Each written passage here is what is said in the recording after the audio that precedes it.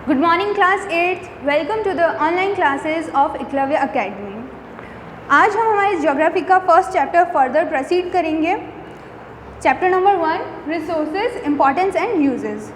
Previous class में हमने ये देखा था कि रिसोर्सेज क्या होते हैं। So what is resource? The substance which fulfill our basic needs is known as resource. Okay, resources बहुत टाइप के हो सकते हैं, नेचुरल, मैन मेड, तो ये सब हम आगे देखेंगे फर्दर, जो भी जितने भी इसके टाइप्स हैं। ओके, हमने देखा था अर्ली ह्यूमंस ने कैसे रिसोर्सेज से अपना डेवलपमेंट किया, छोटी छोटी चीज़ों से उन्होंने कैसे फर्दर डेवलपमेंट्स किए, कल्चरल इकोनॉमिक डेवलपमेंट्स किए, एग्रीकल्चर सीखा, टूल्स बनाना सीखा। ओके, अब हम आगे देखते हैं। सेकेंड पैराग्राफ से मैं स्टार्ट कर रही हूँ बेटा। Let us look at the few examples of these resources. हमें एग्जाम्पल्स दे रखे हैं रिसोर्सेज के। तो फर्स्ट एग्जाम्पल जो हमें दे रखा है रिसोर्स का वो है वाटर, और सेकंड दे रखा है विंड। तो विंड और वाटर कैसे एग्जाम्पल्स हैं कि वाटर ना हमारी बेसिक नीड्स, हमें थर्स्ट जो होती है हमारी, उसको सेटिस्फाई करता है, तो वाटर उसमें यूज़फुल है। Also it is used in generating electricity. Second thing कि विंड जो होती है, विंड भी हमारे इलेक्ट्रिसिटी जनरेट करने में यूज़फुल होती है। कैसे? विंड मिल्स के थ्रू हम लोग इलेक्ट्रिसिटी जनरेट कर सकते हैं विंड से। Okay, now the line is given that the need and greed of human beings is increasing day by day and so is nature being exploited to a large extent. इसका ये मतलब है बेटा कि चलो रिसोर्सेज हमने बोल दिया कि ह्यूमंस की जो नीड्स होती है उनको फुलफ़िल करता है, लेकिन हमारी नीड्स इतनी ज़्यादा बढ़ गई है कि वो नीड्स अब ग्रीड में डेवलप हो चुकी है। तो अब हमारी ग्रीड्स को भी जब वो फुलफ़िल करने लगे तो हम लोग उसे बोलेंगे कि हम लोग नेचर को बहुत ज़्यादा एक्सप्लॉइट कर रहे हैं। एक्सप्लॉइट का मतलब हम लोग लिखेंगे बेटा,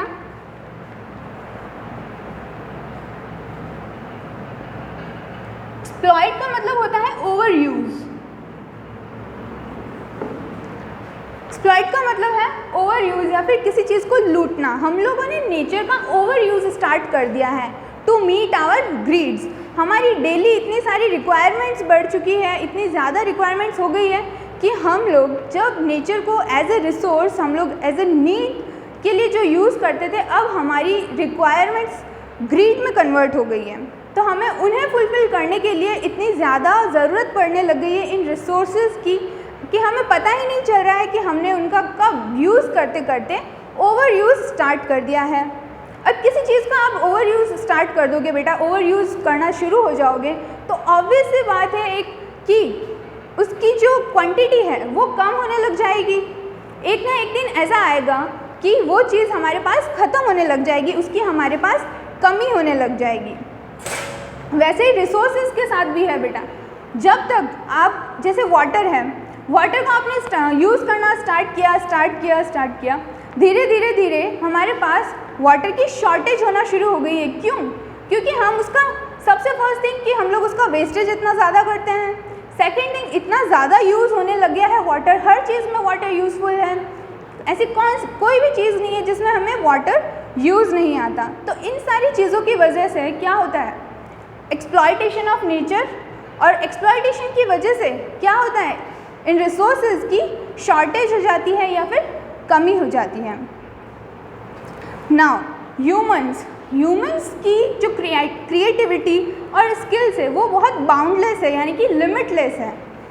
कोई भी मतलब ह्यूमंस इतने ज़्यादा क्रिएटिव क्रिएचर्स हैं कि वो कुछ भी बना सकते हैं। अगर उनकी नीड्स उनको कंप्लीट करनी है, फुलफ़िल करनी है, तो उनके पास इतनी सारी स्किल्स है बेटा कि वो नई नई टेक्नोलॉजी, इनोवेशंस करके उन ग्रीड को कंप्लीट कर सकते हैं, सेटिस्फाई कर सकते हैं। अब वो कैसे करेंगे? कोई भी रिसोर्स होगा उसको यूज़ करके करेंगे। रिसोर्स हमें कहाँ से मिलेगा? नेचर से, ऑब्वियस सी बात है। तो जब हम बेटा एक एग्जांपल देखे थे, मान लीजिए ये ग्रासलैंड है या फिर फॉरेस्ट है, यहाँ पे ये ट्रीज़ है, ठीक है, ये मान लीजिए ह्यूमन है। अब इसकी नीड थी, इसको चाहिए मनी, ही नीड्स मनी, तो उसने क्या किया? ही कट 2 trees, इसने 2 पेड़ काट दिए, ही गॉट 20 rupees। ओके, तो इसकी नीड फुलफिलमेंट हो गई। इस चीज से क्या हुआ, इसकी नीड फुलफिलमेंट हो गई। लेकिन next day he needs 40 rupees। Now what he will do, एक दिन में मैंने 2 पेड़ काटे, मुझे 20 rupees मिल गए, ही विल कट 4 trees। अब जब इसने 4 trees काट दिए तो ही विल गेट 40 rupees। इसकी नीड यहाँ भी कंप्लीट हो गई।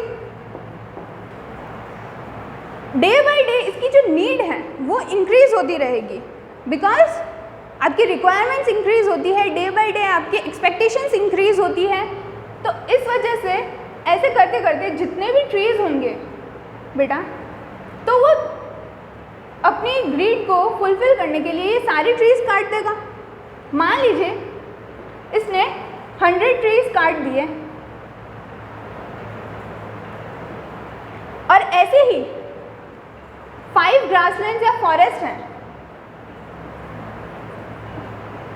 सो 5 into 100 करेंगे तो 500 ट्रीज हो जाएंगे बेटा ये।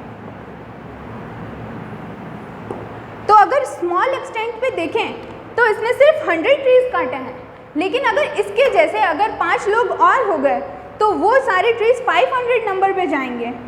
तो 500 ट्रीज जो हैं हमारी एनवायरनमेंट में बहुत इंपॉर्टेंट रोल प्ले करते हैं।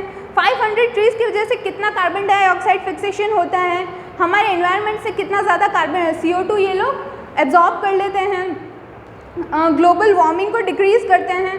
तो 500 ट्रीज की जो कमी हो गई उस वजह से हमारे एनवायरनमेंट में जो बैलेंस है वो मेंटेन नहीं रहेगा, हमारा एनवायरनमेंट डिस्टर्ब हो जाएगा, नेचुरल बैलेंस डिस्टर्ब हो जाएगा।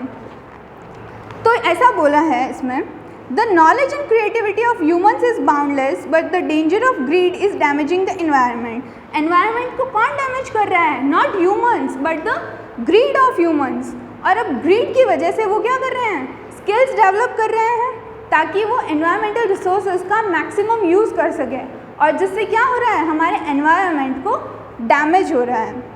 Balance of nature is also getting disturb, environmental balance disturb हो रहा है। Hence, certain alternate ways and means should be considered to preserve and maintain the balance of nature। अब बेटा अब अगर 500 ट्रीज आपने काटे हैं तो इसको कंपेंसेट करने के लिए आपको भी तो कुछ करना पड़ेगा, वरना 1 मंथ में आपने 500 ट्रीज काट दिए, आने वाले 12 मंथ्स में कितने सारे ट्रीज लॉस्ट हो जाएंगे। अगर आप कुछ भी नहीं करोगे तो ऐसे करते करते सारे ट्रीज लॉस्ट हो जाएंगे और हमारा एनवायरमेंटल बैलेंस बिल्कुल भी मेंटेन नहीं रहेगा, बहुत ज़्यादा डिस्टर्ब हो जाएगा।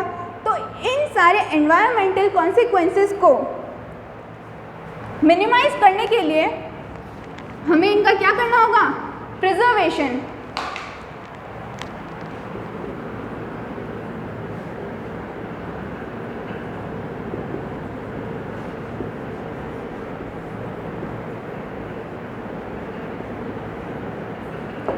प्रिजर्वेशन ऑफ रिसोर्सेज करना पड़ेगा, क्यों, ताकि हम हमारे एनवायरमेंटल बैलेंस को मेंटेन रख सकें।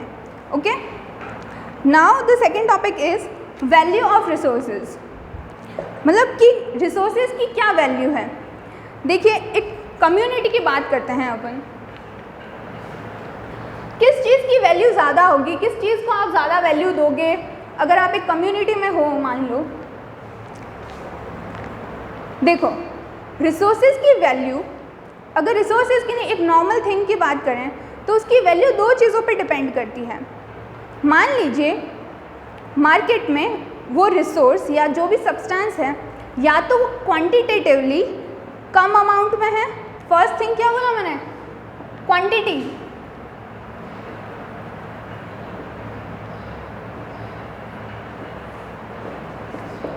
रिसोर्सेज की क्वांटिटी कम है।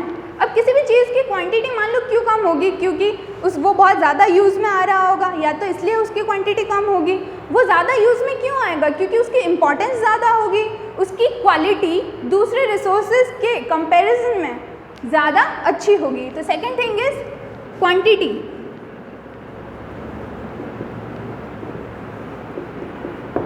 किसी भी चीज़ की अगर क्वांटिटी बहुत ज़्यादा अच्छी है तो ऑब्वियस है बात है हम वही यूज़ करेंगे, और उसको अगर हम यूज़ करेंगे जिसकी क्वांटिटी ज़्यादा अच्छी है, जिस रिसोर्स की quality second thing is quality.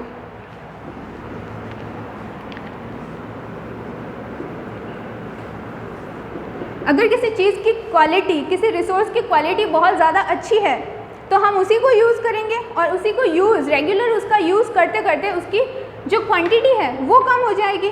तो ये दोनों फैक्टर्स आ गए हमारी उसकी वैल्यू डिसाइड करने में, क्वांटिटी एंड क्वालिटी। अब जिसकी क्वालिटी अच्छी, क्वांटिटी डिक्रीज हो जाएगी, तो उसकी वैल्यू क्या होगी, ज़्यादा। मार्केट में किसी चीज़ की बहुत ज़्यादा डिमांड है मान लीजिए, और उसकी अगर क्वांटिटी कम है तो ऑब्वियस है उसकी प्राइस ज़्यादा होगी।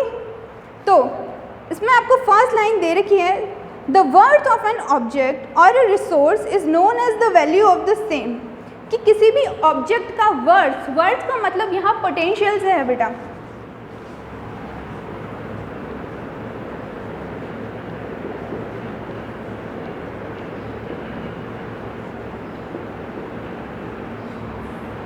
किसी भी सब्सटेंस का या किसी भी रिसोर्स का अगर पोटेंशियल बहुत ज़्यादा अच्छा है तो उसकी वैल्यू बहुत ज़्यादा अच्छी होगी। अगर किसी में बहुत हायर पोटेंशियल है तो उसकी वैल्यू भी हाई होगी।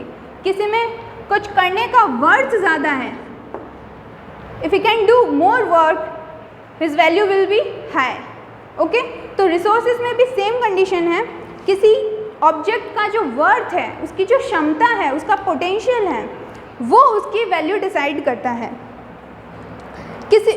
लेकिन किसी भी रिसोर्स की जो वैल्यू है, अब मान लीजिए at a time a resource की वैल्यू है, वैल्यू कितनी है, हायर। क्यों? बिकॉज टाइम, फर्स्ट थिंग होती है टाइम। एग्जाम्पल ले लो, अभी समर्स है, समर्स में एसी चाहिए, फैन चाहिए, कूलर चाहिए, तो ये जो रिसोर्स है इनकी वैल्यू क्या होगी अभी समर में, ज़्यादा।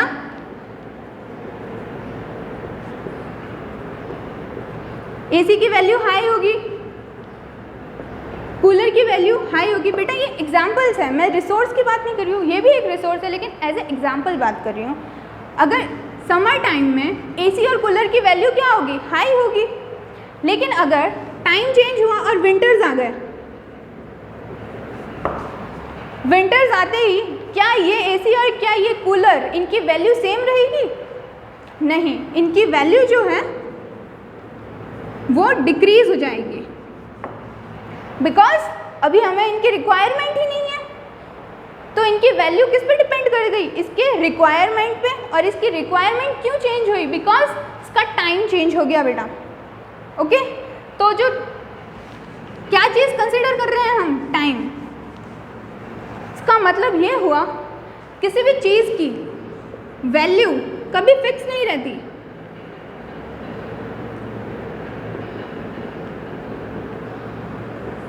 वैल्यू जो है वो चेंज होती रहती है time to time,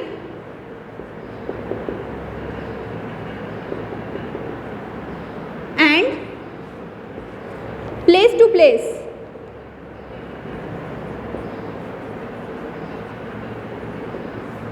place to place कैसे? मान लीजिए आप माउंटेन रीजन्स में गए, वहाँ शिमला गए मान लीजिए आप, तो आप अगर शिमला जाओगे तो आपको वहाँ क्या चाहिएंगे, वुलन क्लोथ्स चाहिएंगे। माउंटेन रीजन की बात करेंगे तो वहाँ आपको क्या चाहिएंगे, वुलन्स। लेकिन अगर उसी टाइम आप राजस्थान में आ गए, वुलन पहन के घूम सकते हो क्या आप? बिल्कुल भी नहीं। तो इसकी वैल्यू क्या हो जाएगी, डिक्रीज हो जाएगी। तो वैल्यू कैसे कैसे चेंज हो रही है, time to time and place to place. Resources की वैल्यू चेंज होती रहती है, कभी भी रिसोर्सेज की वैल्यू जो होती है वो फिक्स नहीं रहती है। The value of any resource can vary from time to time and from place to place. The kind of value may differ from one source to another. अब अब वैल्यू भी अलग अलग तरह की होती है बेटा। यहाँ जो माउंटेन्स टू राजस्थान या वुलन्स की जो हमने बात की, तो इसमें वैल्यू क्या है, दैट वुलन्स आपको ठंड से बचा रहे हैं। सेकेंड थिंग, यहाँ पे देखो तो यहाँ पे इक्विपमेंट्स, जो टूल्स हैं, मशीन्स हैं, इनकी वैल्यू आ गई, अलग अलग आ गई। तो हर चीज़ की, हर रिसोर्स की अलग अलग वैल्यूज़ होती हैं। ओके, तो यहाँ से अब हम नेक्स्ट क्लास में पढ़ेंगे, यहीं से प्रोसीड करेंगे from third line. Okay, and आपका होमवर्क ये है कि आपको फिर से ये पढ़ के आना है। If you have any doubt you can ask.